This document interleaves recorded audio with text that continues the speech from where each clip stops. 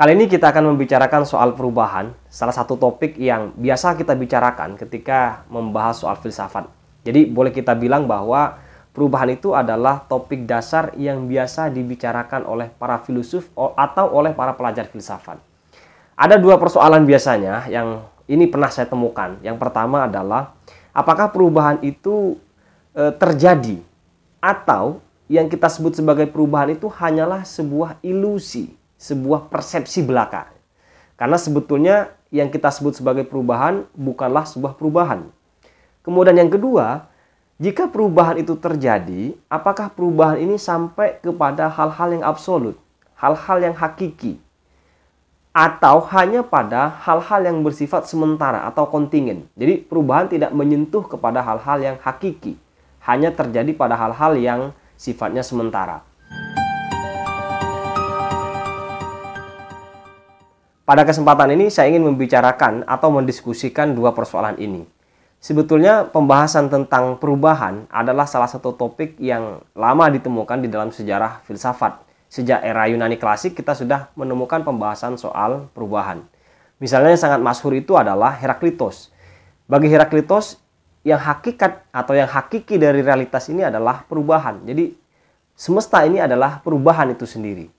Hanya saja Heraklitos ini tidak memberikan argumentasi yang cukup jelas bagaimana perubahan itu bisa terjadi secara terus-menerus atau menjadi hakikat dari sesuatu.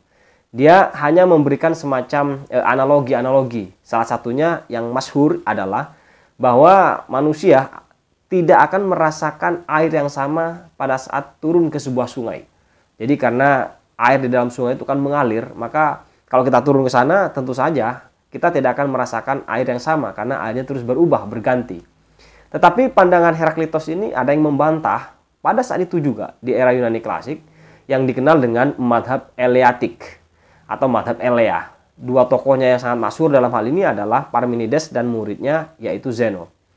Nah, kalangan Eleatik ini mengatakan bahwa sebetulnya yang kita sebut sebagai perubahan itu hanyalah sebuah ilusi, bukan yang hakikat, bukan yang hakiki dari realitas ini.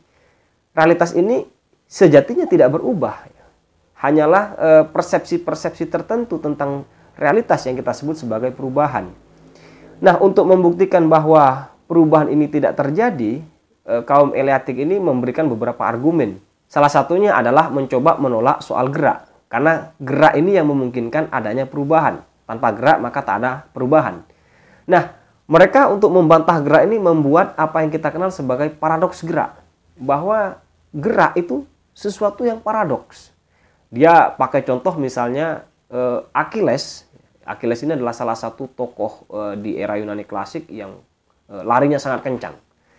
Kata mereka, Achilles ini tidak akan pernah bisa mengejar kura-kura. Wah, ini kayak semacam mengejek begitu ya. Kura-kura yang jalannya begitu lambat, nggak bisa dikejar oleh Achilles yang dikenal pelari sangat kencang. Nah, bagaimana mereka membuktikan ini? Atau mengargumentasikan? Begini argumentasinya. Jadi kalau gerak itu adalah dari satu titik, atau titik A ke titik B, kira-kira, maka ada pergeseran dari A ke B. Untuk sampai ke B, kita akan melalui separuh perjalanan dari A ke B. Nah, separuhnya ini akan ditempuh separuh lagi. Separuhnya separuh lagi, terus separuh. Dan itu tidak terbatas. Dengan demikian berarti perjalanan dari A ke B tidak pernah sampai secara teoritik. Ya. Tapi faktanya kita melihat bahwa orang bisa sampai ya dari A ke B. Nah, itulah paradoksnya kata mereka. Karena itu jangan percaya, itu hanyalah sebuah ilusi tentang gerak yang menciptakan atau yang melahirkan perubahan itu, kata mereka. Kemudian argumen yang kedua yang dikemukakan oleh kaum Eleatik ini adalah soal ketidakmungkinan sesuatu berasal dari ketiadaan atau ketidakmungkinan sesuatu menuju ketiadaan. Jadi apa yang ada ya ada, utuh, penuh, tidak berubah dan tidak berasal dari ketiadaan dan tidak akan menuju kepada ketiadaan. Kira-kira begitu ya. Kita coba buktikan kira-kira bahwa sesuatu bisa menuju ketiadaan. Nggak mungkin ya. Katakanlah kita punya sesuatu, benda apapun lah, ya, HP atau apalah. Kita coba hancurkan, kita bakar. Nggak mungkin habis, masih ada sisanya kira-kira. Bakarannya kira-kira, debunya masih ada. Kita buang ke laut, masih ada di laut. Kita hancurkan, kita cacah pakai kapak misalnya, masih ada sisa hancurannya. Tidak mungkin itu menuju ketiadaan. Sebaliknya, hal-hal yang sudah ada ini tidak mungkin juga diasalkan dari ketiadaan. Bagaimana kita bisa melahirkan atau menciptakan sesuatu dari tidak ada menjadi ada. Wah, ini sebetulnya ada persoalan bagi mereka yang percaya soal Tuhan sebetulnya. Tapi mereka mengatakannya demikian secara pandangan filosofis atau secara rasional, kira-kira begitu. Nah, dengan demikian berarti apa yang kita sebut sebagai berubah tentu saja bukanlah sebuah perubahan. Itu hanyalah sebuah persepsi tentang sesuatu yang sebetulnya adalah hakiki, tetap. Lalu kemudian ada madhab berikutnya yang dikenal dengan kaum atomis. Dalam hal ini tokohnya yang sangat masyhur adalah Demokritos dan Leukippos. Bagi mereka perubahan itu hanya terjadi pada bentuk-bentuknya. Karena apa yang kita sebut sebagai sesuatu atau entitas itu tersusun dari benda-benda yang sangat kecil yang jumlahnya tidak terbatas, yang disebut sebagai atom. Atom ini yang menjadi penyusun dari semua realitas itu. Dan atom tidak berubah, paten kira-kira. Yang berubah hanyalah bentuk-bentuknya atau komposisi dari jumlah sekian atom. Jadi pergerakan antar atom menyatu, berpisah dan seterusnya itu akan melahirkan sesuatu yang berbeda dari satu hal ke hal yang lain. Dan itu yang disebut sebagai perubahan. Atau sederhananya kayak padang pasir lah kira-kira ya. Pasirnya tidak akan berubah, tetap saja. Tetapi suasana, keadaan di padang pasir itu bisa berubah-ubah ketika ditiup angin misalnya. Maka bentuknya gunungan-gunungan pasirnya bisa hilang misalnya. Atau membentuk gunungan yang baru dan seterusnya. Tapi pasirnya sama, namun bentuknya yang berbeda-beda. Lalu kemudian muncul Aristoteles yang mencoba memberikan jawaban alternatif kira-kira begitu.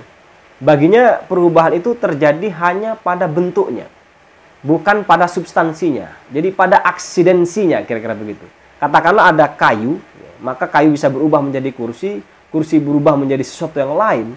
Itu bukan berarti kayunya berubah sebagai substansi. Kayunya tetap, tetapi bentuknya yang berubah.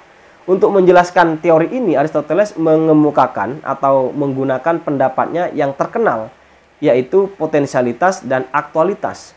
Jadi sesuatu itu selalu memiliki potensi untuk berubah, ya. Dan ketika berubah dia berarti aktual. Jadi potensialitas dan aktualitas inilah yang membuat sesuatu kita sebut berubah dan terus berubah. Ya.